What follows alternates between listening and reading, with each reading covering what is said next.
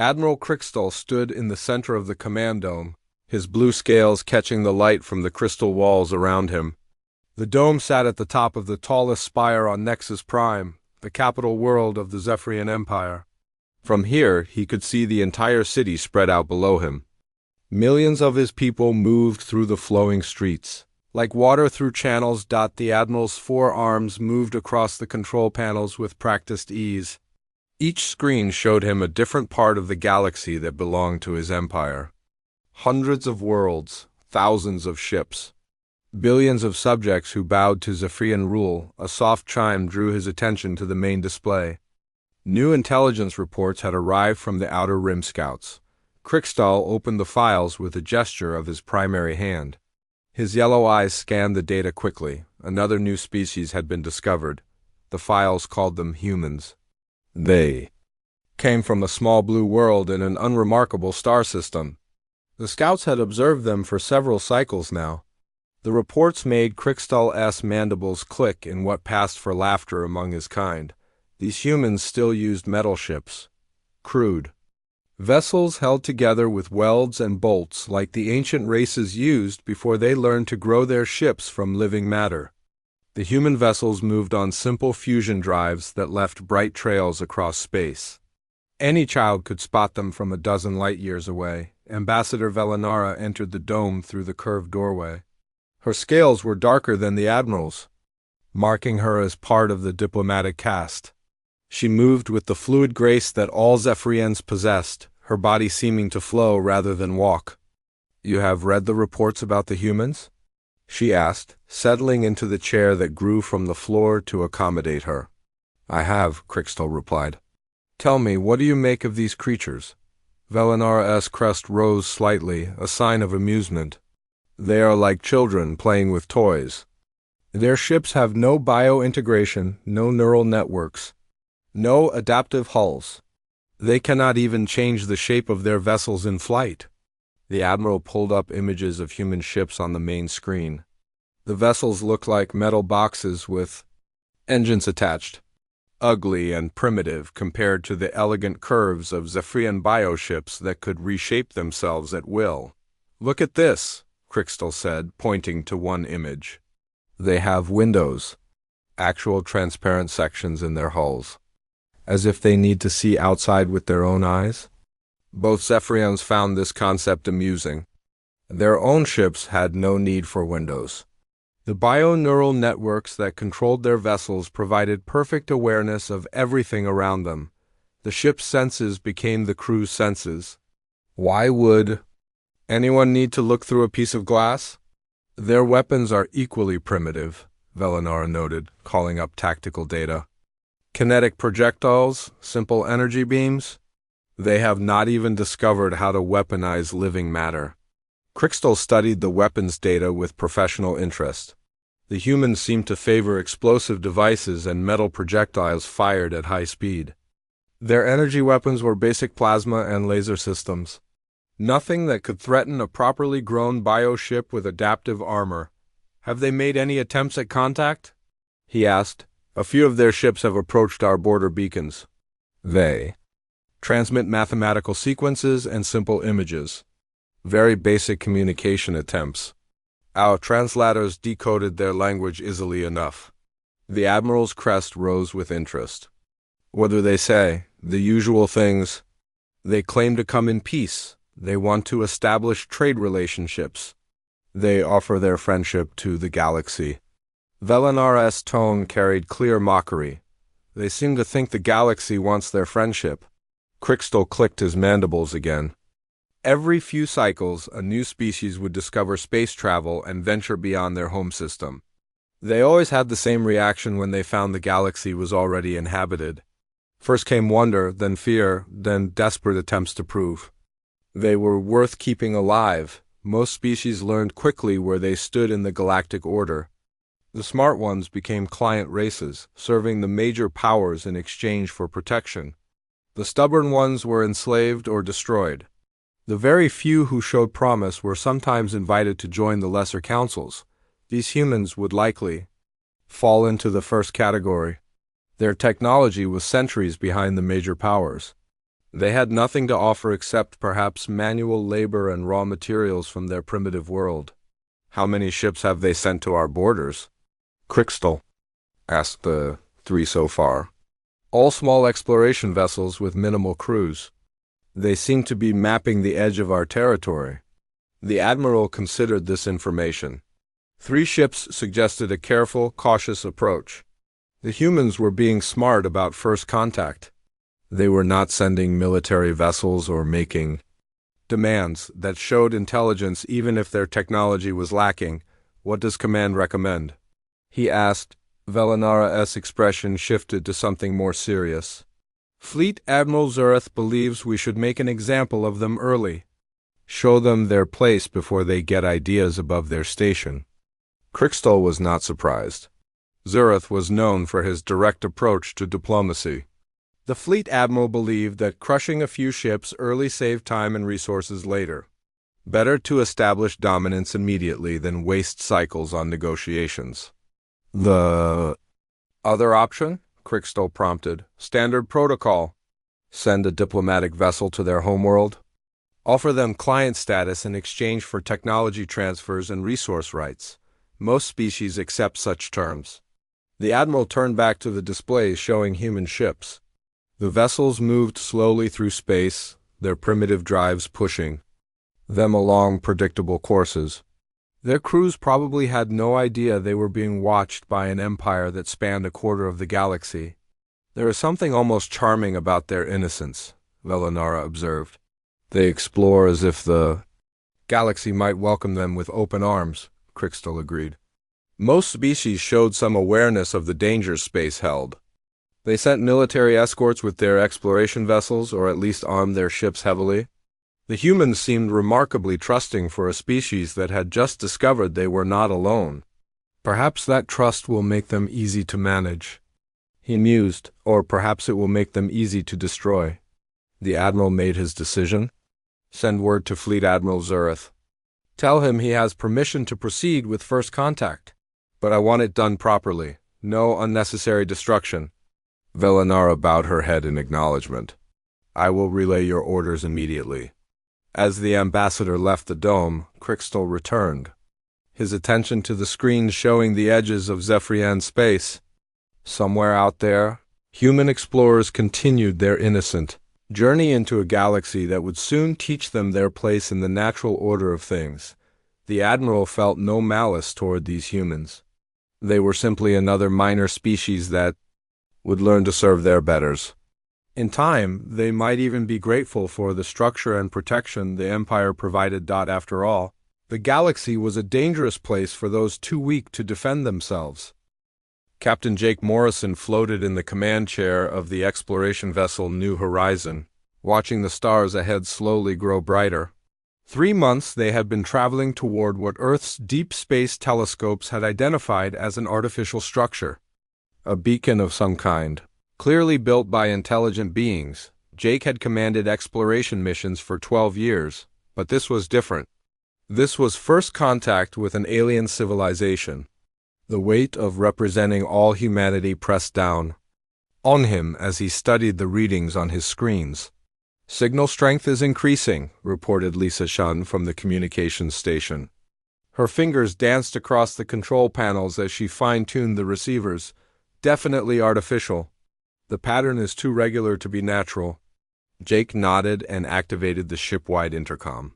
"All hands, this is the captain. We are approaching the alien beacon. Everyone to first contact stations. Remember your training and stay calm. The New Horizon was not a warship. She carried scientific equipment and long-range sensors, not weapons. The United Earth government had made that choice deliberately.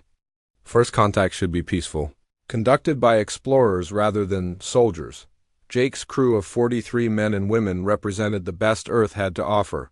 Scientists, linguists, anthropologists, and engineers who had trained for years for this moment. They knew the risks, but they also understood the incredible opportunity. "Captain," called out Dr. Ryan Park from the science station. "I'm detecting multiple energy signatures ahead, big ones." Jake felt his stomach tighten. "How big?"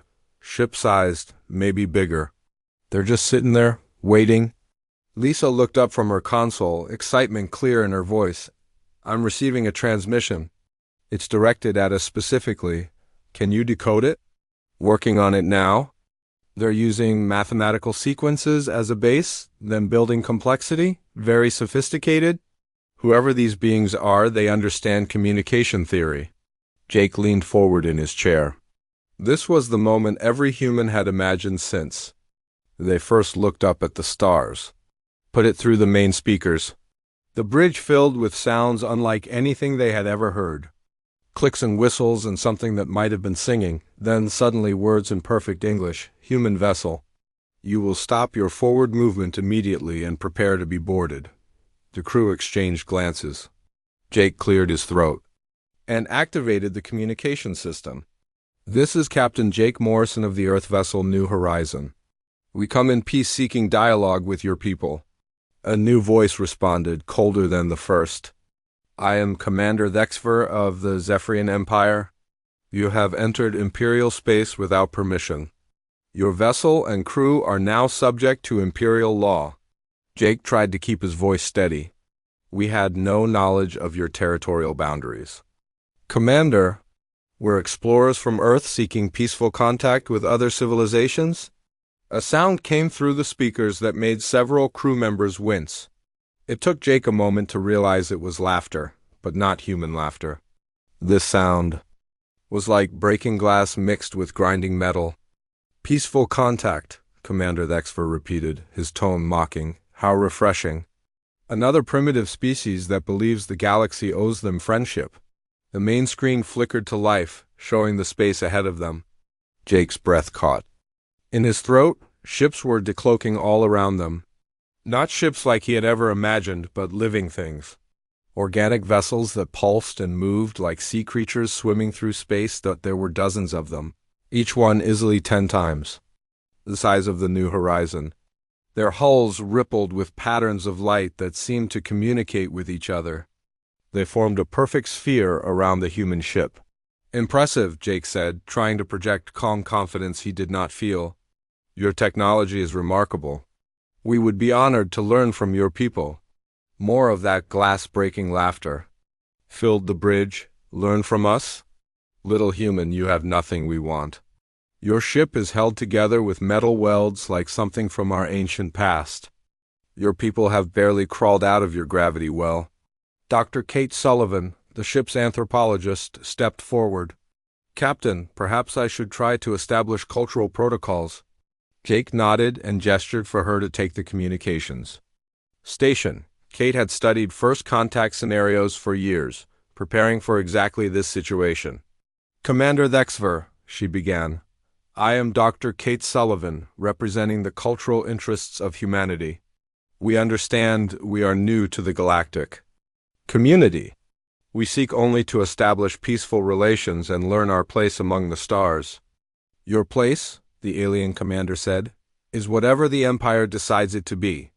You will power down your engines and weapons immediately. A boarding party will examine your vessel and determine if your species has any value to the Empire. Jake felt anger rising in his chest, but he forced it down.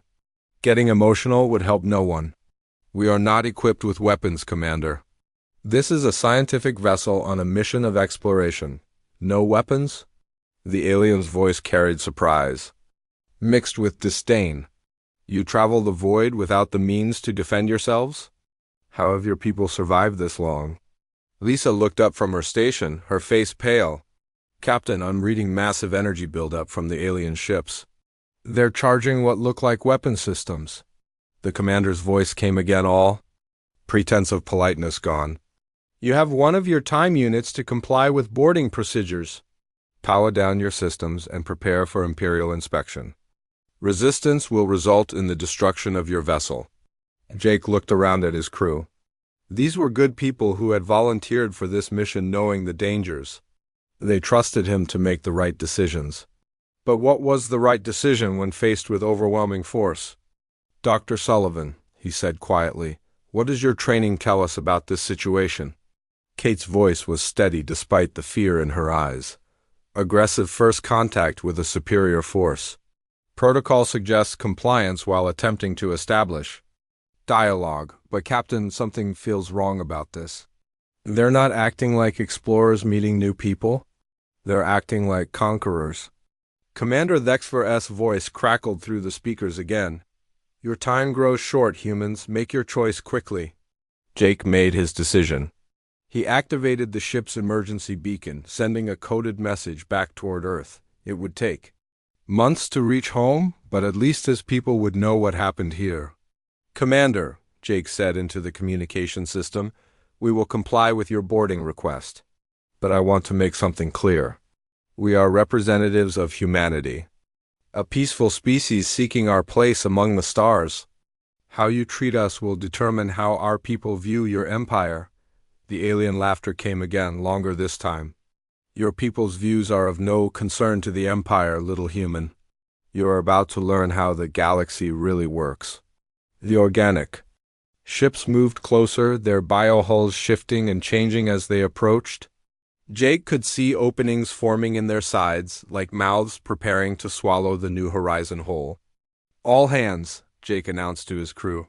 Prepare for boarding. Remember, we represent all of humanity. Whatever happens, conduct yourselves with dignity.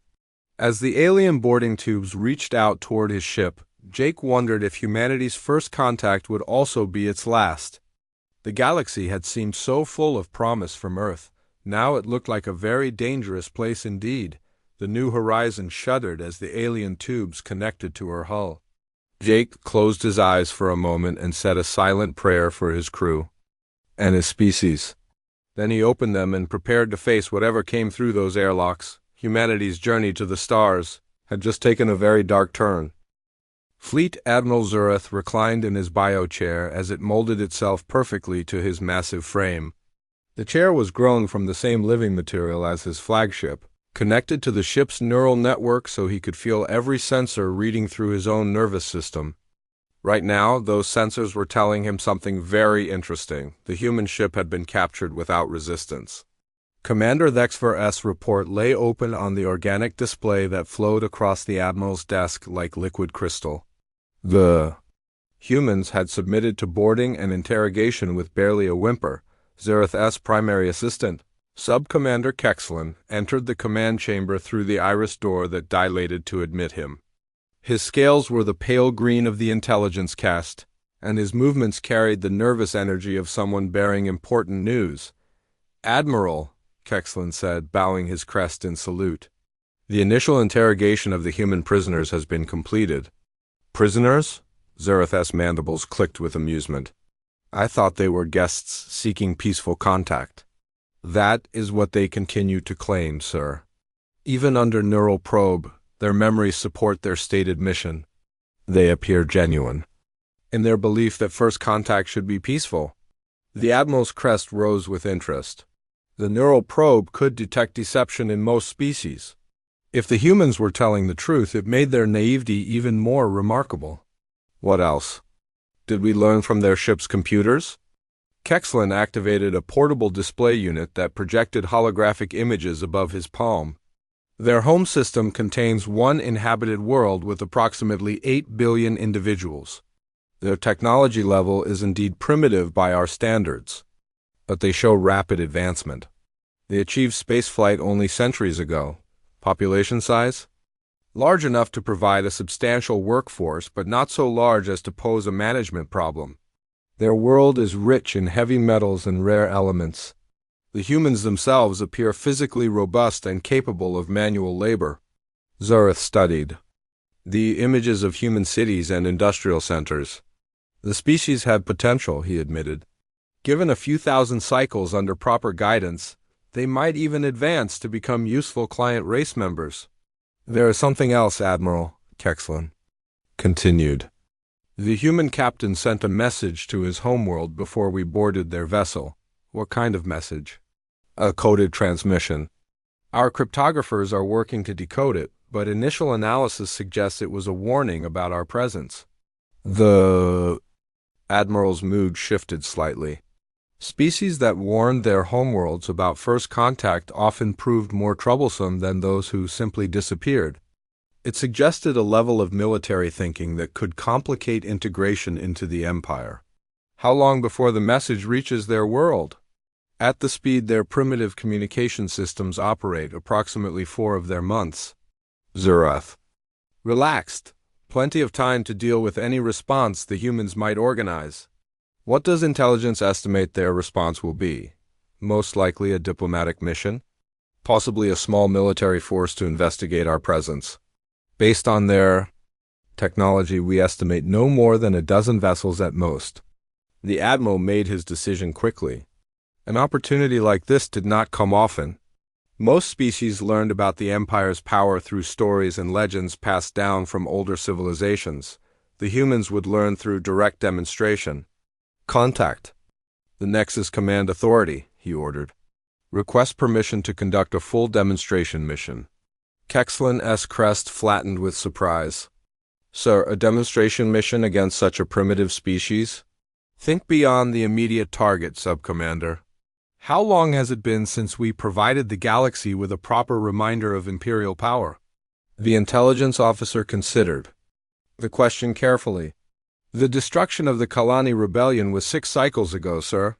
Exactly, 6 cycles. Long enough for some of the client races to start having rebellious thoughts. Long enough for our enemies to begin testing our resolve. Zurath gestured to the tactical displays around his command chamber. A public demonstration of what happens to species that enter Imperial space uninvited will serve multiple purposes. The logic was sound, Kexlin had to admit. The Empire controlled thousands of worlds and dozens of client species through a combination of technological superiority and carefully maintained reputation for ruthlessness. Allowing that reputation to fade invited challenges that would ultimately cost more resources to resolve. What scale of demonstration are you considering, Admiral? Zurath's eyes glowed with anticipation. Full fleet action. 300 ships minimum. We will broadcast the engagement on all standard diplomatic frequencies. Every major power in the sector will watch the destruction of these humans. That seems excessive for such a primitive target, sir. Excessive? The Admiral's voice carried a warning edge. Subcommander, when you want to teach a lesson that will be remembered for generations, excess is exactly what you need. A single ship destroying the humans would be forgotten within a cycle. A fleet of 300 ships obliterating them will become legend. Kexlin bowed his understanding. I will prepare the communication to Nexus Command immediately. Good, also send word to the neutral observer species. The Altarian Republic, the Confederation of Worlds, even the isolationist Victor Collective.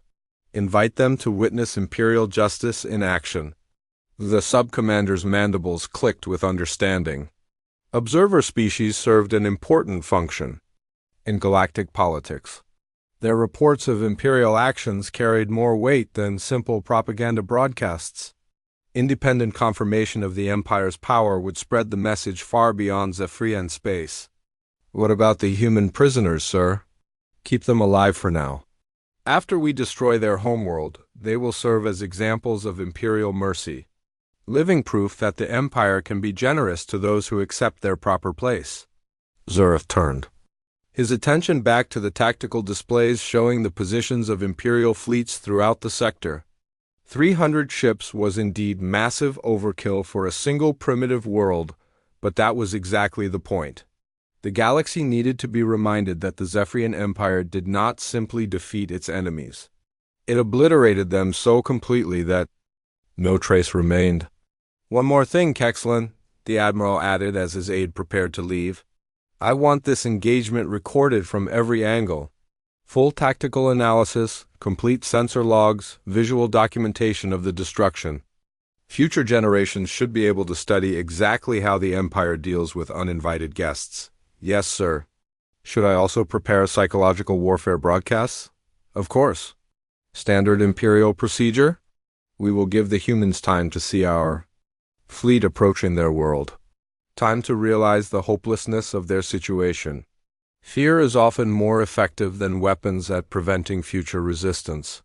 As Kexlin departed to carry out his orders, Zurath settled deeper into his biochair. The ship's neural network fed him constant updates on fleet positions, supply status, and intelligence reports from across Imperial space. Everything was running smoothly as it always did under his command. The humans would serve as an excellent example. Their destruction would remind the galaxy that the Zephyrian Empire was not to be trifled with. Client races would remember their loyalty. Enemy powers would reconsider their ambitions. The neutral species would continue their careful neutrality. It was unfortunate that the humans seemed genuinely peaceful. In other circumstances, they might have made acceptable client race members. But sometimes the needs of the Empire required sacrifices. Better to destroy one innocent species now than fight a dozen rebellions later. Zurith began composing his message to Nexus Command, requesting permission for the largest demonstration of Imperial power in recent memory. By the time he finished, the fate of humanity would be sealed. The galaxy was about to receive a lesson it would never forget. The gathering had taken 3 weeks to assemble. 300 Zephyrian warships arranged in perfect formation around the human star system, their biohulls gleaming in the light of the yellow star. Each vessel was a masterpiece of living technology, grown rather than built, capable of reshaping itself for any tactical situation. Fleet Admiral Zurith stood in the center of his flagship's command nexus, feeling the heartbeat of his entire armada through the neural links. Every ship's captain was connected to the network, their thoughts and emotions flowing together in the collective consciousness that made Zephyrian fleet actions so devastatingly effective. The observer ships had arrived first, taking positions at a safe distance to record the coming destruction. Representatives from a dozen major powers watched from their vessels, preparing to carry word of Imperial might back to their homeworlds. "Status report," Zurith commanded, his words transmitted instantly to every ship in the formation. "All vessels report ready for action," responded Fleet Captain Morgoth from the heavy assault carrier Devourer. "Bale weapons are primed and eager to feed." "The human world shows signs of panic," added Intelligence Director Vextara from her stealth vessel. "Long-range sensors detect massive population movements away from their major cities." "They know we are coming," Zurith's mandibles clicked with satisfaction. The humans had detected the fleet's approach 2 days ago. Since then, his ships had intercepted hundreds of frantic transmissions from the planet's surface. Evacuation orders, military mobilization commands, desperate calls for help sent to empty space. "Any sign of military response?" the Admiral asked. "Minimal," Vextara replied. "They have perhaps 24 primitive vessels in orbit around their world. Nothing that could threaten even a single ship of our fleet." The Admiral accessed the tactical display through his neural link, watching the pitiful human defense force array itself between the planet and the approaching Imperial fleet. Their ships were laughably small, held together with metal bolts and powered by crude fusion reactors, like children's toys trying to stand against giants. "Admiral," came a new voice from Communications Director Kylther.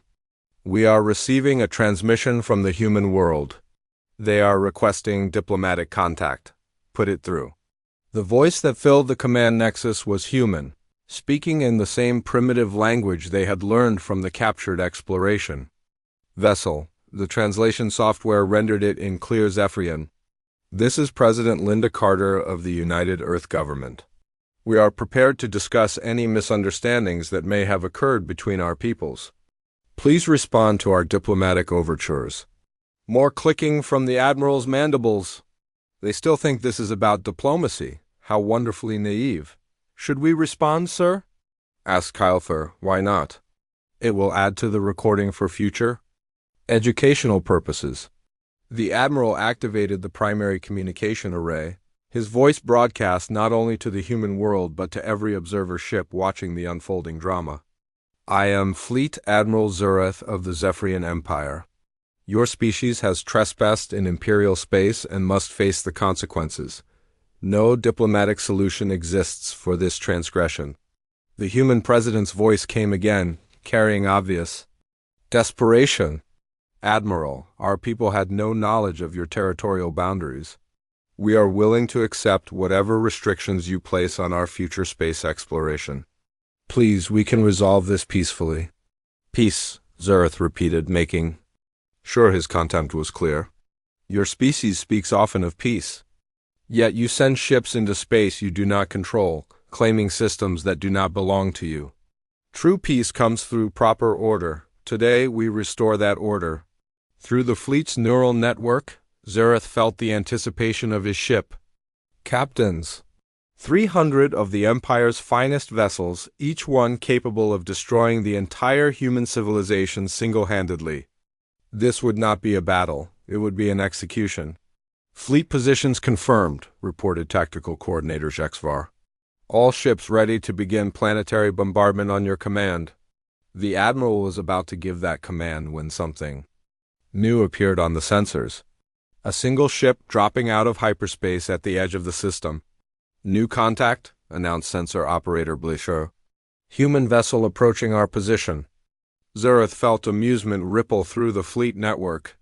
The humans had sent one ship to face his armada.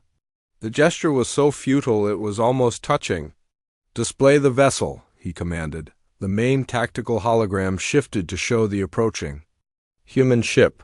It was larger than their exploration vessels, but still tiny compared to Imperial warships. Maybe 2 kilometers long, built in the same primitive cylindrical style as all human technology. No visible weapons arrays, no biohull modifications, no energy signatures indicating advanced defensive systems. They sent one ship, marveled Fleet Captain Morgoth through the neural link. One ship against our entire fleet. Perhaps they think we will be impressed by their courage? Suggested Intelligence Director Vextara. The Admiral opened a communication channel to the approaching vessel. Human ship, you are outnumbered 300 to 1. Turn back now, and we may allow you to witness your world's destruction from a safe distance.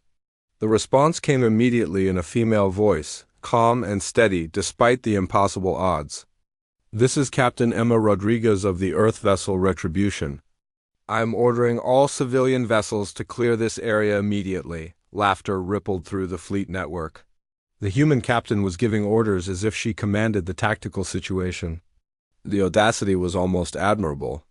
Captain Rodriguez, Zereth said, putting theatrical sympathy into his voice. Your courage is noted but futile. Withdraw your vessel and spare your crew a meaningless death. I appreciate your concern, Admiral, the human replied, but I have my orders. All civilian vessels have exactly 10 minutes to reach minimum safe distance. Safe distance from what? Zereth wondered. The human ship showed no energy signatures indicating powerful weapons. Its hull appeared to be simple metal construction with none of the adaptive properties that marked advanced military vessels. Fleet Captain Morgoth, the Admiral commanded through the neural link. Move the Devourer to intercept the human vessel. Disable it without destroying it. I want prisoners to question after we finish with their planet. The massive assault carrier began moving toward the lone human ship, its biohull rippling with predatory excitement. The Devourer was over 10 times the size of the human vessel and carried enough firepower to level continents. But as the Imperial ship approached, something strange happened. The human vessel's hull began to change. Sections that had appeared to be simple metal plating slid apart, revealing something underneath that made no sense to Zephyrian sensors. What is that configuration? Demanded Vextara from her intelligence vessel. Unknown, replied Blyther from his sensor station. The hull modifications appear to be exposing some kind of internal apparatus. Zereth felt the first stirring of unease through the fleet network. The human ship was doing something unprecedented. Something that did not match any known technology in Imperial databases. Admiral, came Captain Rodriguez's voice again. Final warning. All ships clear the area immediately. The fleet admiral's mandibles clicked with renewed confidence. Whatever trick the humans were attempting, it would fail against Imperial might. 300 ships against one was not a battle. It was barely even an execution. Captain Rodriguez, he replied, you have exactly 1 minute to surrender your vessel before we demonstrate what happens to those who challenge the Zephyrian Empire. The human captain's response would echo through the galaxy for generations to come, though Zareth did not know it yet. "Admiral," she said simply, "you have no idea what you're dealing with." In the depths of the human vessel, systems that had never been tested in combat began their final power-up sequence. Captain Emma Rodriguez checked her chronometer and gave the order that would change the balance of galactic power forever. "Ryan, bring the stellar converter online. Kate, begin gravitational field calculations. Target the primary star." The Retributions? Hull continued its transformation, revealing the weapon that would make humanity's name feared across 1,000 worlds.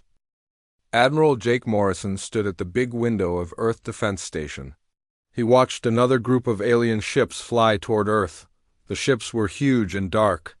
They moved like they owned the space around his planet.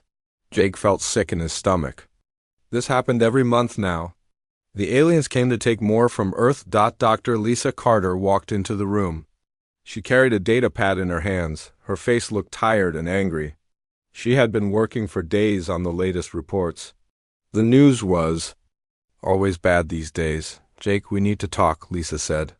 She put the data pad on the table. "The numbers are worse than we thought." Jake turned away from the window. He had known Lisa for 10 years. She was the smartest person on Earth when it came to alien technology. If she looked worried, then things were really bad. "How bad?" Jake asked. Lisa touched the screen on her datapad. Numbers and charts filled the air above the table.